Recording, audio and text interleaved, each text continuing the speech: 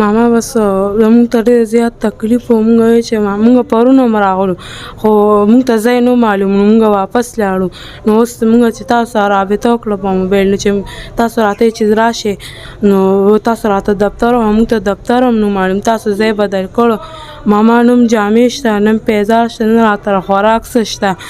ماما ډېر زیات ګډوډ حالات دی. یو ګراني هم ده ډېره زیاته او یوه خور هم واده شوه او بس موږ 3 خویندې او یو ورور پاتې شو او دا مور مې ده نو کرۍ هم د چا نه موږ راواغېسته. ډېر زیاته غریبي هم ده. ماما چې د چا پلار او د چا ورور ورکوټې نو ماما هغوی به ژوند څنګه وي هغوی به ژوند څنګه تېرېږي چې نار هم پرې تېرېږي او جامې هم ني پیزارونه هم ني. ماما هغوی به څنګه ژوند تېرېږي چې چا پلار ونی زه ژوند یې ښه تېرېږي. پلار یې هر څه غم کوي چې چا پلار مړ وي نو څوک به یې څه غم وکړي چې تر څو دې منډه نیوالې هله ماما موږ به الفخان ماما له لاړ شو جامې پیزار به رالیو نو موږ به اختر کې لږ خوشحاله شو.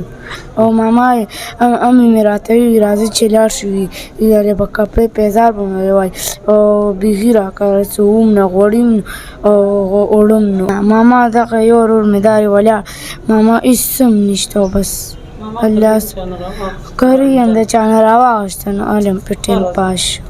راشه دې خواته ته څه یې بچي؟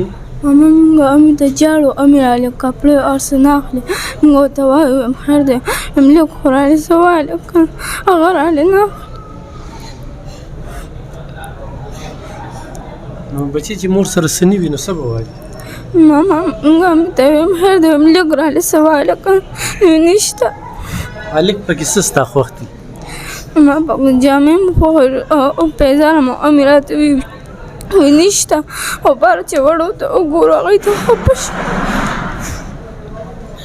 دې ورور ته چې ګورې ماما بس دلته هم ګورو جاړو ورته بس دې هم جاړ ما له ټوپک ورسره امي مې ورته وویل نشته.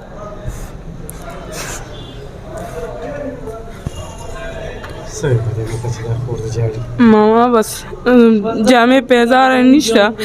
ماما دا زموږ ژوند دی دې نه به راله هغه مرګ وي.